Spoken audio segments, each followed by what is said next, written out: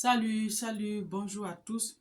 Nous continuons notre cours en art oratoire et aujourd'hui nous allons parler de la structuration du discours. Dans le précédent cours, nous avons parlé des grandes articulations que nous devons faire pour présenter notre discours, à savoir une introduction, un développement et une conclusion. Pour mieux rendre le discours, il vous faut le structurer. Vous savez, vous devez prendre la parole à une grande rencontre ou à un événement. Et bien entendu, lorsque les gens viennent vers vous, c'est parce que vous avez une excellente maîtrise du sujet en question. Mais en réalité, vous ne savez pas par où commencer. Et ce qu'il faut mettre exactement sur votre document. Voici quelques astuces pour bien écrire, pour bien présenter votre travail.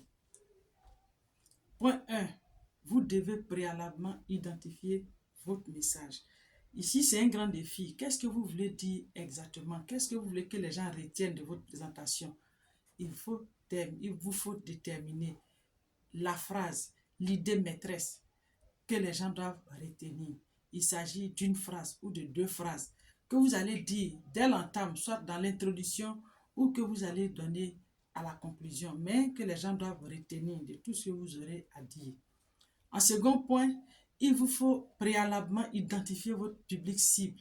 On vous demande d'intervenir, vous devez vous poser certaines questions. Oui, à qui je vais m'adresser? Qui sont-ils? Quel est leur âge? D'où viennent-ils? Pourquoi l'intérêt sur ce sujet? Est-ce que quelqu'un a déjà abordé le sujet ou je suis la première personne à aborder le même sujet? Si je ne suis pas la première personne, j'interviens à la quatrième position. C'est autant de questions qui vous permettront d'avoir une idée de ce que les gens sont en train de chercher de vous et de bien présenter votre travail. Le troisième point, vous devez être authentique et montrer que vous maîtrisez votre sujet. Vous connaissez parfaitement votre sujet. Vous avez documenté vos arguments comme nous l'avons suggéré dans le précédent cours. Vos idées et vous les avez déjà ordonnées. Vous devez rester authentique tout au long de votre présentation. Vous devez également montrer que vous maîtrisez votre sujet et que vous savez de quoi vous parlez sans toutefois être empreint d'orgueil. Mais en plus de ça, soyez vous-même, soyez sincère. Prenez courage en vous rappelant que d'autres sont déjà passés par là et que vous ne devez pas perdre de vue votre objectif parce que vous avez un message à passer. Vous devez rester authentique et maîtriser votre sujet. Le point 4, c'est utiliser des termes clairs et aller droit au but.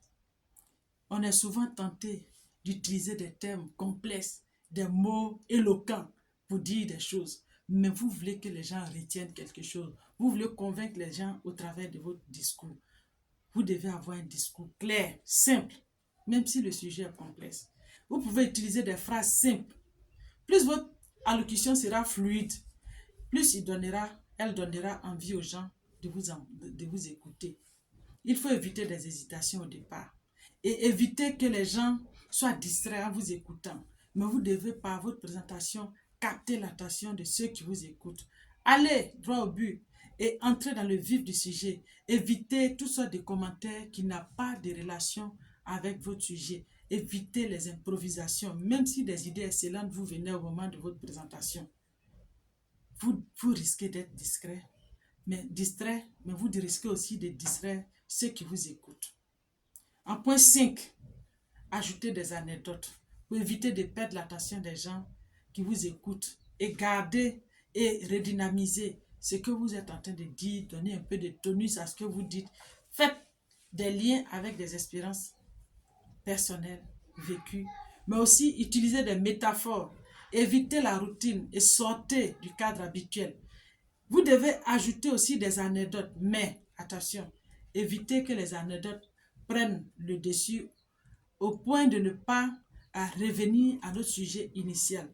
Vous donnez quelques anecdotes. Si vous avez 7 minutes pour parler, vous n'allez pas donner 10 anecdotes. Et donc, vous essayez de réduire au maximum des anecdotes et des anecdotes qui vont intervenir à des articulations de votre présentation de sorte à garder l'attention de ceux qui vous écoutent.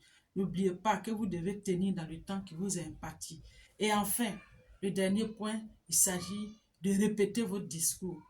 Vous devez parler devant les gens, vous avez préparé les choses. Prenez votre feuille, imprimez votre intervention si possible et relisez devant un miroir Après cette relecture, relisez devant un témoin. Ça peut être une connaissance proche de votre environnement qui va vous écouter. Votre épouse, un collègue ou votre époux, selon la personne à côté de vous. Ça peut être un de vos enfants ou un étudiant qui vous écoute. Vous lisez, ça tue déjà le stress, ça vous permet de maîtriser votre sujet, ça vous permet de tuer les tics éventuels qui pouvaient intervenir, ça vous permet de voir si vous allez tenir dans le temps qui vous est imparti.